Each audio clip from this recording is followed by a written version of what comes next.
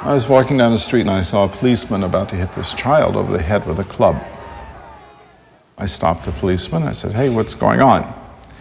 He said, "It's none of your business." I said, "But it is. It is. I'm a responsible citizen." When the policeman was about to hit him, I heard these sounds coming from them, and I recognized them as the sounds of a deaf person. And we went back to the police station. Eventually, the child was released with me, and I went with him to a 2-room apartment where he was living with 13 people. And much to my surprise, learned the people with whom he was living did not understand that his problem was one of not hearing.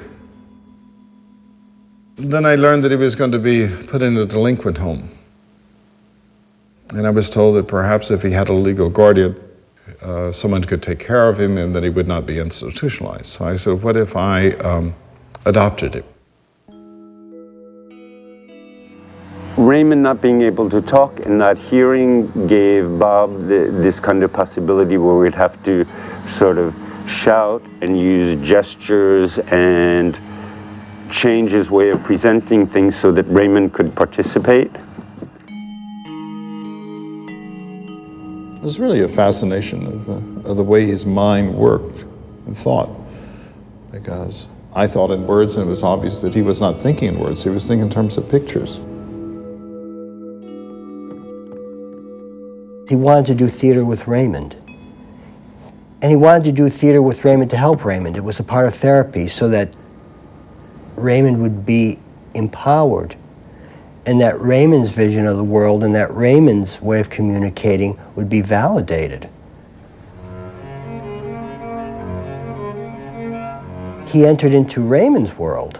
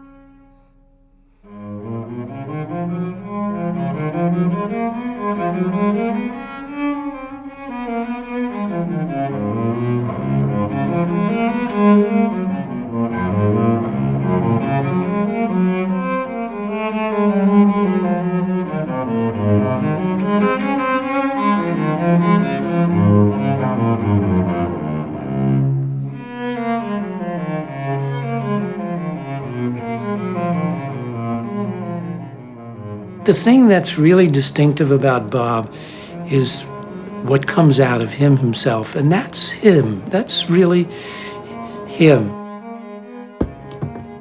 His sense of time, his being able to read people who are somewhat off kilter, or what we call normal. His sense of design, I mean, juxtaposing things in ways which nobody else does, because nobody else sees that way.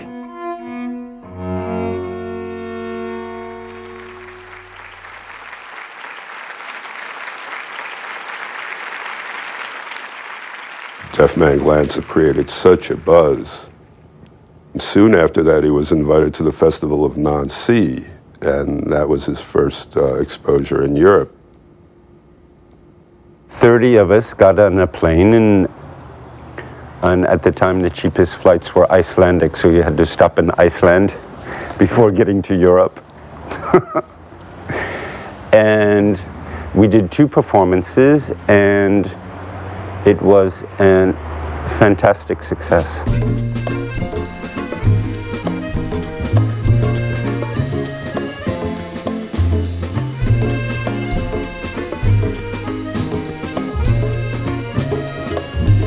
Pierre Cardin heard about it, and he booked the old Théâtre de la Musique, 2,000 seats, and you couldn't get in.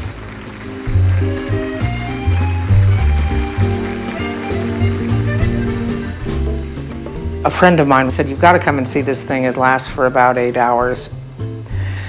And I was overwhelmed. I'd never seen that kind of lighting. I'd never seen that kind of movement.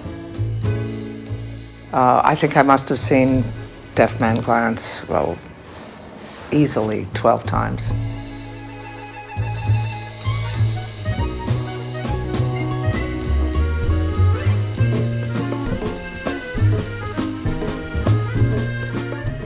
One of the things that contributed to the success of Deafman Glance was the famous letter of Louis Aragon, founder of the Surrealists.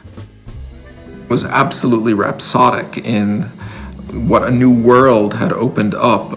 Here was one of the major figures of French culture blessing Wilson, saying, this is our heir. I mean, suddenly he was recognized as one of the foremost avant-garde theater artists in the world.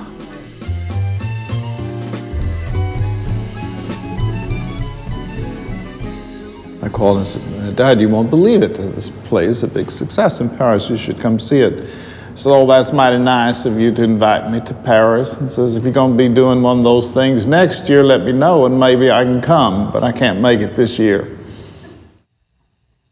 My father was always a little bit afraid of me. Not only is he gay, now he's got a black kid. and now he's going to make theater. And he's going to make a theater with a black kid. I think he was afraid to see the work. I remember when Raymond ran away when we were in Paris, and he was the star of the show. He wasn't happy, and he did want to go back to the United States. In the beginning, he was fascinated to be a star of a play in Paris, but after a while, he was a kid. And I'd promised him he could go to a YMCA camp, and it came summer, and that's where he wanted to go. And I said, "Okay, you can go and it's okay, but who's going to do your part?" And he found this beautiful little Nigerian girl, Ibu was her name. The last night of the performance, he wasn't there. Ibu was there.